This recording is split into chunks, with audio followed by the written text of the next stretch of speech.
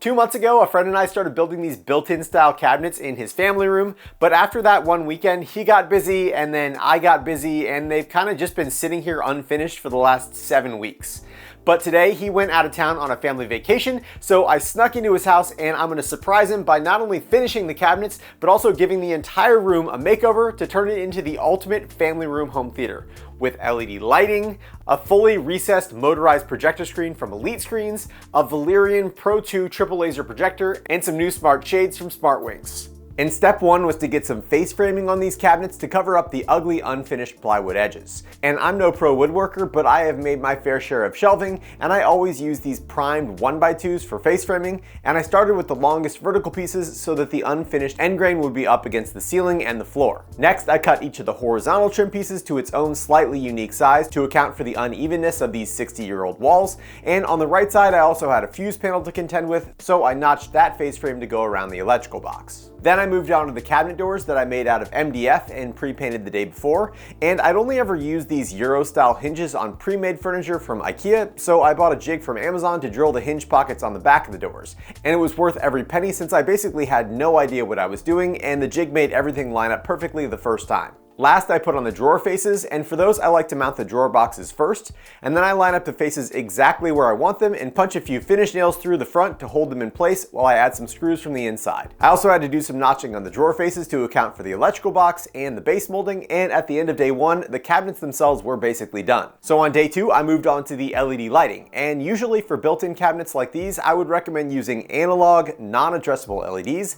since they tend to get brighter and have better color rendering index. But because I'm also installing a projector screen, and because my friend loves using his current Govee immersion system, I wanted to have the option to use all the cabinet lighting as a screen extension. So I went with WS2814 12-volt RGBW addressable strips that are controllable in groups of 3, but still have a nice dedicated 3000 Kelvin white LED with a respectable CRI of 92.1. And the first thing I needed to figure out with this specific install was whether I wanted to mount the LEDs on the back of the face frame facing the wall or on the bottom of the shelf facing down. And every install is going to be a little bit different, but for these cabinets I felt like mounting them to the face frames pointing backwards generated a more even lighting effect, and it also kept all the LED strips completely hidden. I also wanted to make sure that the Gled Opto controller, power supply, and wiring were hidden, and my friend is using an AV receiver that's going to go on the bottom shelf with a shelf above it to keep all the speaker wires and power cords hidden. So that was also the perfect spot to run all of my LED wires from. I used 18 gauge 3-core white wire that blends in really well with the cabinets when it's hot glued behind the face frames,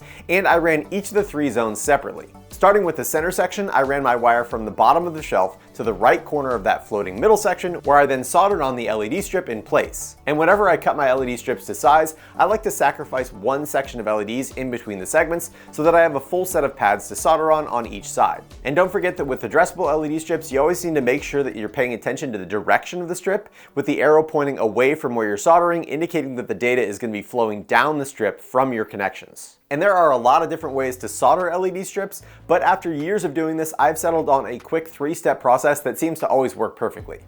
Step 1 is to pre-tin the pads on the LED strip with a nice bead of solder. Step 2, you take all of your wires and strip off about 1/4 inch of insulation, twist the wires up, and then tin the wires with solder until they won't absorb anymore. After that, you'll trim the ends of the wire so that they are no bigger than the solder pads on the strip and they're relatively even with each other. Then you just hold the wire against the solder pad on the strip and press down on your soldering iron until the solder on both the wire and the solder pad melt, and then you remove the heat and hold it for a few seconds as it cools. If you want, you can add a little dab of hot glue or some heat shrink tubing over the connection, but for this indoor cabinet install, that's not really necessary. Next, you just pull off the LED strip's adhesive backing and stick it onto your cabinets. And if you're concerned about the strips or wiring coming loose, you can use these super inexpensive adhesive clips for some extra support, like I did on the floating middle section. But for the rest of the install, I just used hot glue to pin the wires in place behind the face framing. For the side shelving, I ran the wire back behind the drawers, and as I said, I like to wire manage with hot glue, making sure to use the low setting if your glue gun has one, which lets the glue set up a little bit quicker and it doesn't burn your fingers as much. And I ran that wire all the way up to the edge of the bottom shelf before punching it up through and running it behind the face frame. And what's going to end up happening is I'll have this wire coming up here to the first shelf, and then I'll have an LED strip that goes all the way across, and then the data and power will come up the other side to the next shelf and then run back across, come back up the opposite side, and then finally run back across the top. And I'm not going to bore you with all that soldering, but here's how everything looks behind the face frames. Nicely tucked out of the way and completely invisible from the front. And this is what the finished product looks like using just the 3000 Kelvin white lights. And here's what it looks like showing off some RGB effects in WLED. And since these are addressable strips, each shelf, section, and even segment of 3 LEDs can be individually controlled. And since we're using WLED, it should be trivial to set up a screen mirroring system later using the E131 protocol. And the last thing that I did on day 2 to wrap up the LED install was to install a Shelly +2 PM behind the living room switch panel, which gives me an input for each switch and 2 output relays, both with smart control. And the idea is to have this wall switch, which used to control the can lights, instead turn the LEDs on and off. And I'm going to do that by setting up an action in the Shelly web interface so that when the switch is toggled on, it sends a URL to the LED controller's IP address to toggle on the master power for WLED, which according to the WLED documentation just uses the flag T=1. And then to turn it off, I will set up another action for when the switch is toggled off and send that same URL, but with T=0 instead, which is a nice simple solution that maintains the original functionality of that switch. Next, at the beginning of day 3, I started one of the coolest parts of this project, but for sure one of the most difficult, and that's the recessed, motorized 100-inch projector screen from Elite Screens. And the thing that made this difficult was the fact that the overhang on either side of the screen housing was slightly less than ½ an inch. So there wasn't a lot of room for error when cutting the hole in the ceiling. So after taking some measurements of the screen, I started marking out the positioning on the ceiling. So step 1 is I'm going to take my DeWalt laser measuring tape, and I'm going to laser this wall here, which that says it's 136, and then half of 136 is 68. And so then I will measure from this wall 68 is here, mark that, and then I'm going to tilt this up, and that's going to give me a line on the ceiling here, which is at the center point of my room, and then that's going to also be the front of my console unit here, and I want the screen to sort of come down and be almost flush with the console unit here, maybe a little bit further out, but basically flush with the front of this console. And so I'm not 100% certain what is in this hole here, what is in this soffit. We've talked about it before, and I know there's not much, but I'm gonna make a exploratory cut here on my line, just with the drywall saw. And I thought I might just find a few ceiling joists running long ways, but instead I found a bunch of horizontal bracing that I was almost positive was non-structural and just used to mount drywall, but it definitely meant I was gonna need to get in the ceiling. Yeah, we have to get in the ceiling. It happens. And unfortunately, there wasn't any attic access to this part of the house, so my only option was to cut a person-sized hole in the ceiling, revealing mostly what I was expecting, which was 2x4 blocking toe-nailed into the 2x6 ceiling joists just to hang up drywall.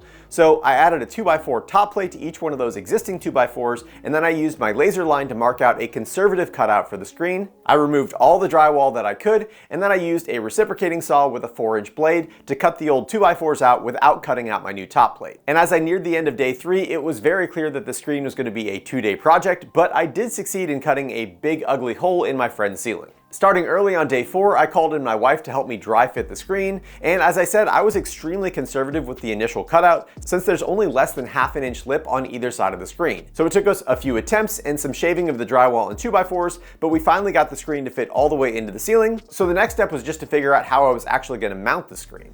So for the space I'm working with up there, none of the installation options are great that come with this.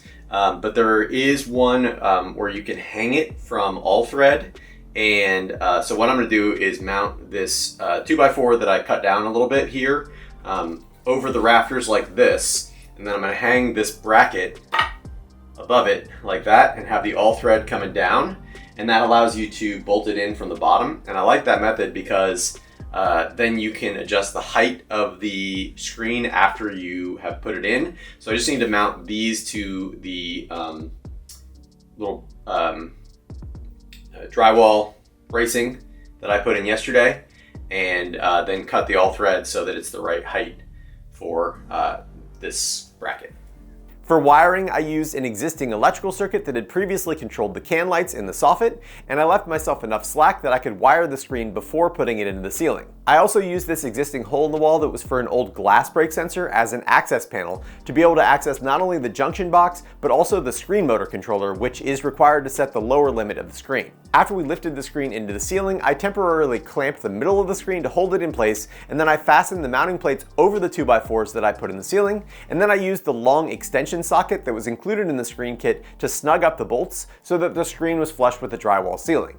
And the final step was to clip on the covers for the mounting areas, and I also needed to come back and fill the gap in between the screen and the ceiling with caulk to get a more finished look. But the first test of the drop-down screen was a huge success, and it came out basically exactly how I wanted. Next step is moving on to the projector here, and he's got this nice little beam to work with, and the two things that I need to take care of are it's gonna need power, and there's power to these lamps on top there that I can steal.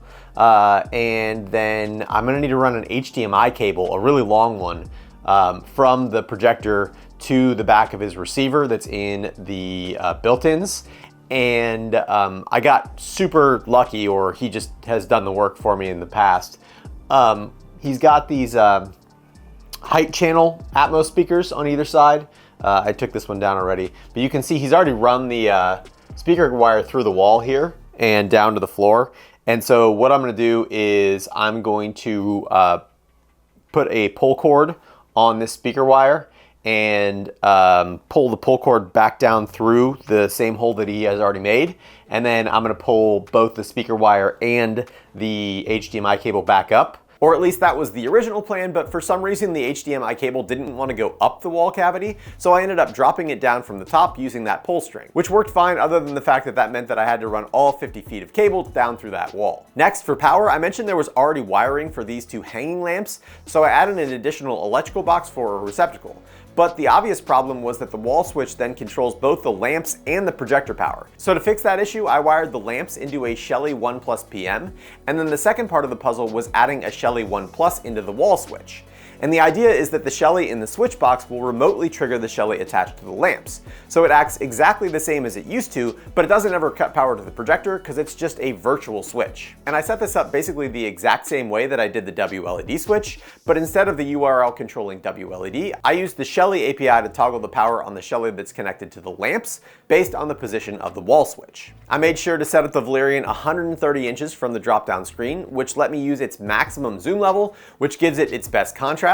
And Valerion does make a ceiling mount, but since I mounted it to a beam rather than the ceiling, I ended up using the Valerion gimbal mount, and I just drilled 2 holes in the mounting arm to screw it onto the beam. And the last piece of the puzzle is blocking out the light from these 3 windows because we are not using an ALR screen, and watching a white screen during the day with 3 bay windows behind you is not a good thing. You can see that even the TV has a huge amount of glare on it from these 3 bay windows. My solution to this was to order a huge 95-inch motorized blackout blind from SmartWings, which installed super quickly and easily with just 3 quick release clips. And thankfully, since the SmartWings blinds use internal batteries, I didn't need to worry about hiding any power wires. I also ordered the light blocking blackout edging so that there would be the minimum possible light creeping onto the screen. And even though this part of the install only took about 45 minutes, it made one of the most dramatic differences in terms of overall picture quality on both the TV and the projector. So if your room has ambient light issues, blackout blinds should definitely be on the top of your list, and these ones work great for me. And now I just sit back, relax, and wait because my friends aren't gonna be home for another 4 days.